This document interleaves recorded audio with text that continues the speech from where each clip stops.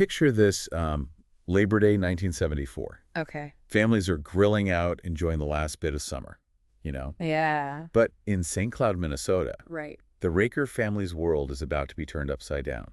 Oh, wow. Their teenage daughters, Mary and Suzanne, disappear.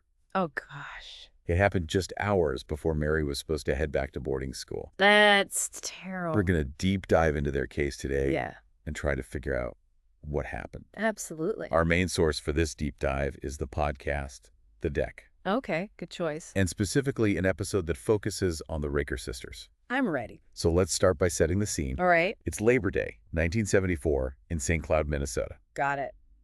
Mary Raker is 15 years old and excited about going back to boarding school. Okay.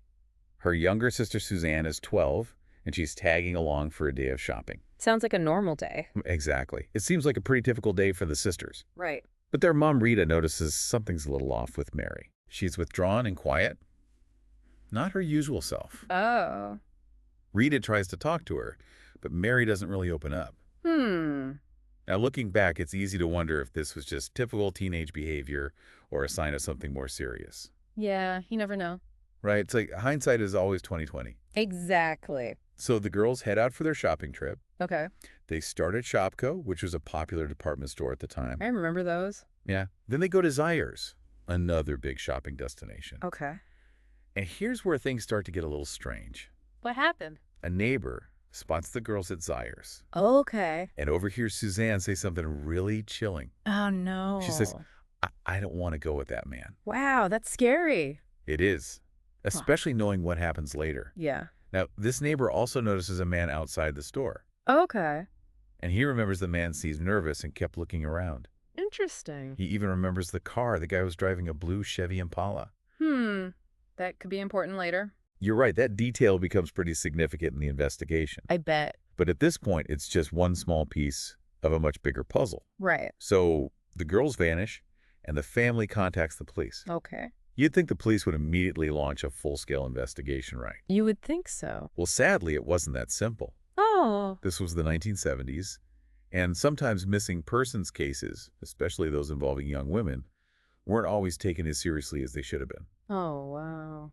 Yeah, the police initially dismissed the Rakers' concerns. Really? They figured the girls were just runaways. That's awful. It was a mistake, and it delayed the investigation, which is just tragic. I can't imagine what the family was going through. It must have been horrible. Yeah. But the Rakers weren't about to just give up. Good for them. They knew their daughters wouldn't just run away like that. They were Right. determined to find them. So what did they do? They organized their own search efforts. They put up flyers. They rallied volunteers. It was a real grassroots effort. Wow, that's incredible. It was. But sadly, weeks turned into a month with no sign of Mary or Suzanne. That's heartbreaking. Absolutely. The family was going through agony. I can only imagine. And then the worst possible news arrived. Oh, no. What happened? 26 days after they disappeared, Suzanne's body was found Oh, my gosh. Where? at a quarry just outside of St. Cloud.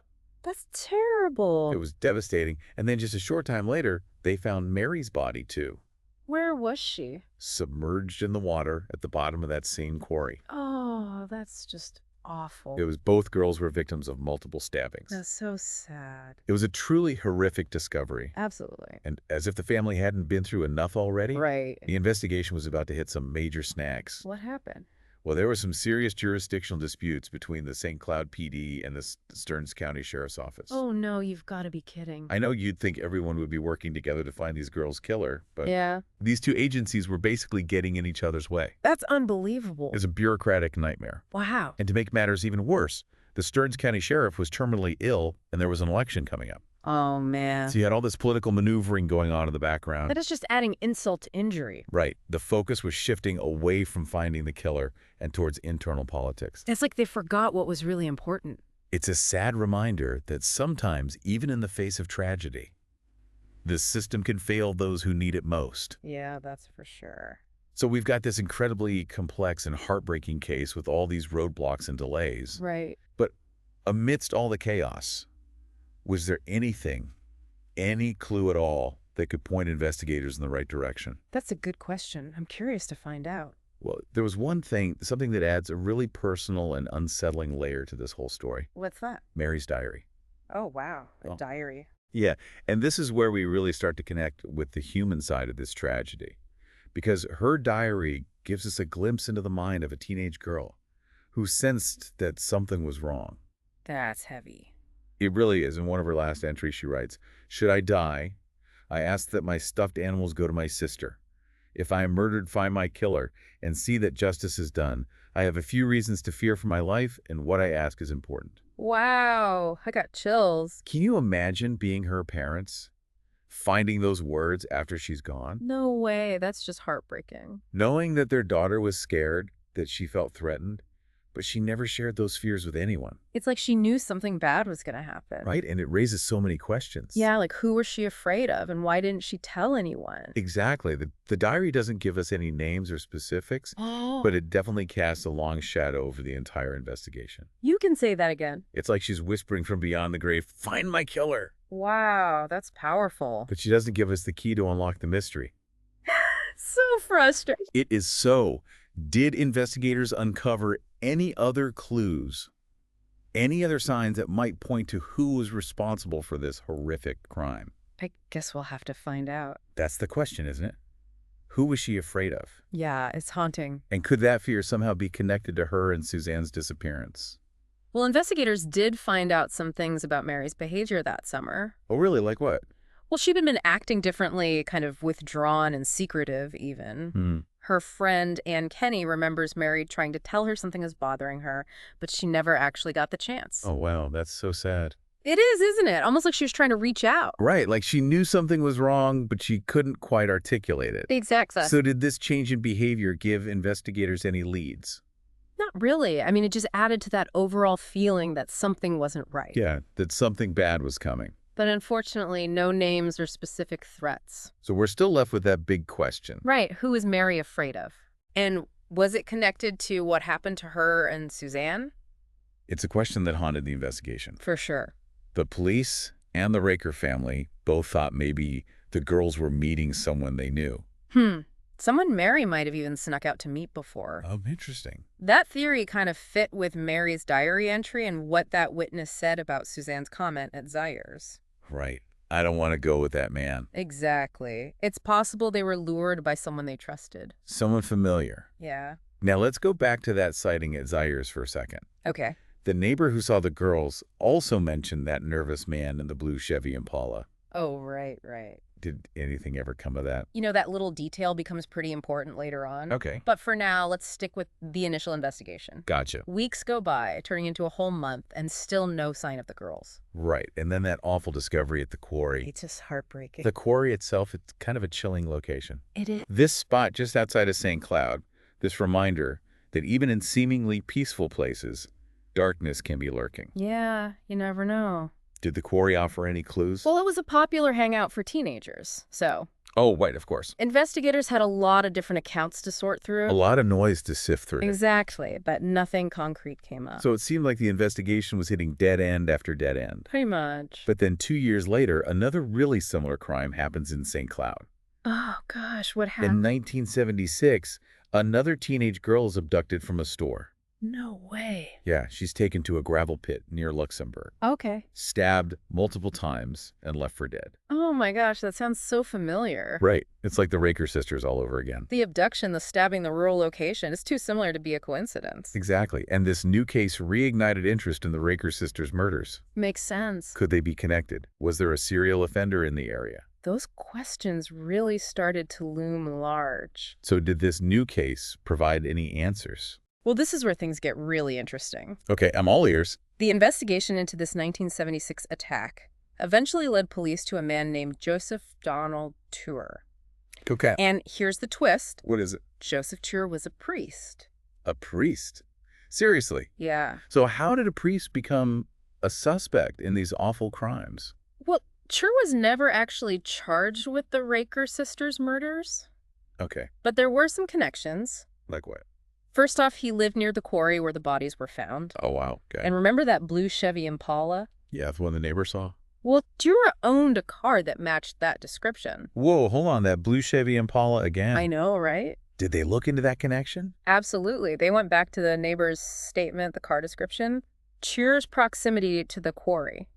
It's starting to feel like things are adding up. It was looking pretty suspicious. But still, they needed more than just circumstantial evidence. Right. So we had the location, the car, a pattern of violence. Was there anything else that pointed to Chur? Well, years later, a pretty big bombshell dropped. Oh, what's that? A deathbed confession came out implicating Tur in that 1976 attack. Wow, a deathbed confession. That's heavy. It is. Who made the confession? It came from Tur's own brother. His brother. Yeah, he claimed that Joseph had admitted to the 1976 attack right before he died, Oh, wow. and that he had expressed remorse for what he did. So even though the confession didn't specifically mention the Raker sisters, Right. it definitely made Chur look even more suspicious. Absolutely. It cast a huge shadow over the whole case. So it feels like all the pieces of the puzzle are starting to come together. They are, aren't they? But was this deathbed confession enough to finally close the Raker sisters' case?